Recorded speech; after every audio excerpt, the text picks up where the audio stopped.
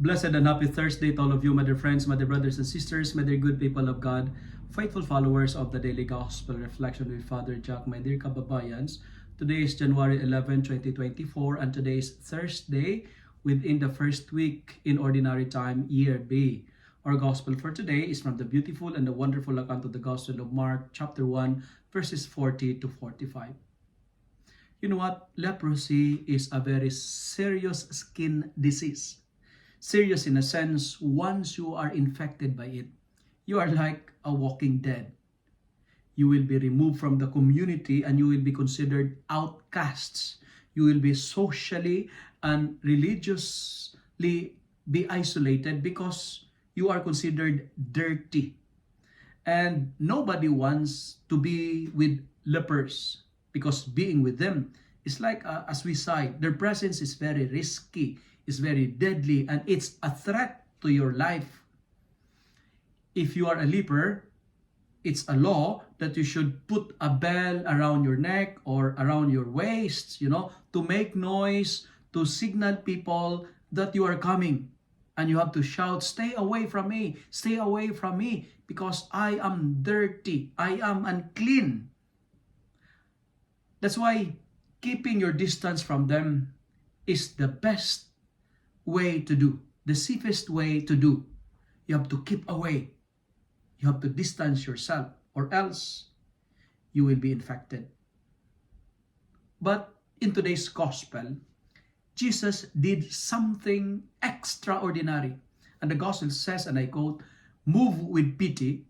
Jesus stretched out his hands and touched him, referring to the leper. Move with pity. Stretched out his hand and he touched him. Jesus knew that touching a leper will make him ritually unclean. But his compassion is more powerful and stronger than what the law prescribed. He goes beyond the law because for Jesus, the greatest law is love. But the friends, remember this. Compassion without action is just like walking in a -40 winter weather, in a -40 temperature, walking without anything to cover in your body. It's like dead. Compassion without action is dead. And nowadays, we don't have leprosy issues anymore. Literally speaking, however, countless a number of people were suffering from isolation. They don't have leprosy, but they were outcast. They were avoided. They were neglected. Perhaps you are one of them. Good number of individuals were ignored, were avoided, were neglected, they're isolated. Many children wants to be isolated from their parents. Many parents too distance themselves from their parental responsibility. Today, many individuals were isolated, perhaps because of different reasons.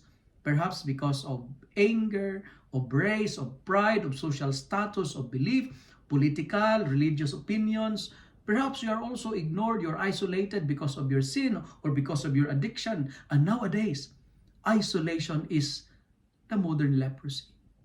And Jesus is challenging us to reach out and touch those individuals we typically avoided.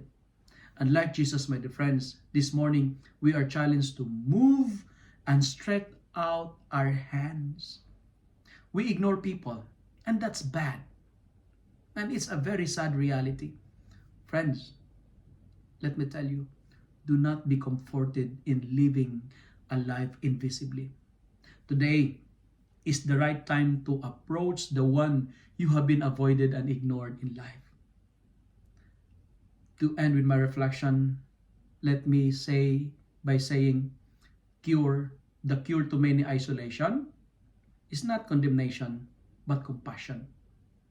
Like Jesus, condemnation is not the solution, but compassion. We have to listen and we need to obey to the Lord and imitate his example. Friends, life away from Jesus is the greatest isolation in life. If you love and like this reflection, kindly share it with your friends so that many will be blessed. Amen.